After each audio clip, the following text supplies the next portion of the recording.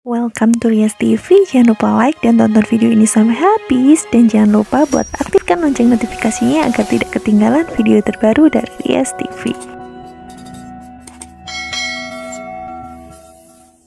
Waduh, Mika, kenapa masih belum jujur juga sih soal kamu yang udah nabrak Elvano 2 tahun lalu?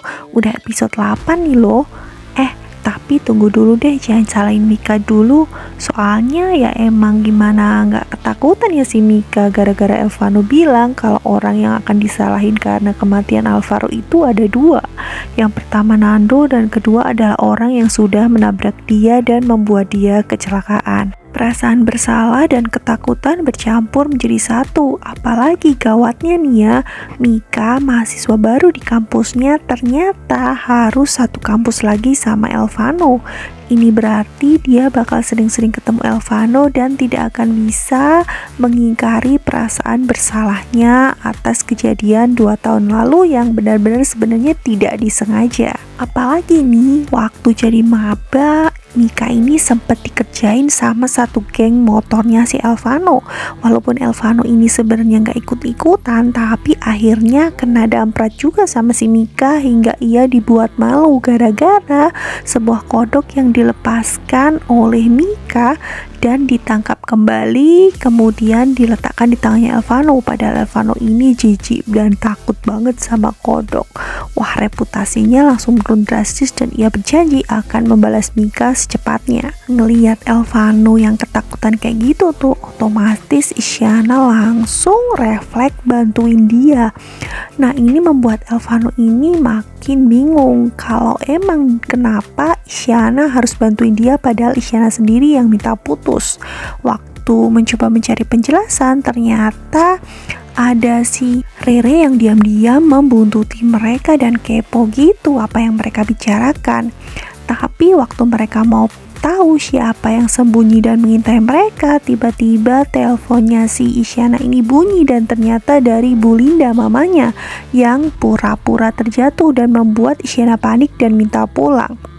Ya otomatis si Elvano ini langsung deh mau nyamperin si Isyana karena bagaimanapun dia masih sangat peduli dan sayang sama Isyana. Sayangnya sih waktu keluar kampus ternyata ia harus berdiri di sampingnya Mika, perempuan yang menurut Isyana ini adalah pacar barunya Elvano. Wah, tatapan mautnya Isyana benar-benar mematikan banget. Sementara si Mika sih masih bingung aja ya, nggak tahu apa-apa dan kenapa ditatap seperti itu sama Isyana.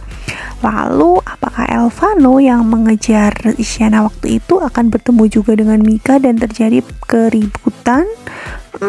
Kita lihat aja. Sedangkan si Rere nih yang bilang sahabatnya si Isyana yang diam-diam juga menyukai Elvano masih berharap nih kalau Isyana sama Elvano gak akan pernah kembali sehingga akan ada jalan buat dia bisa merebut Elvano.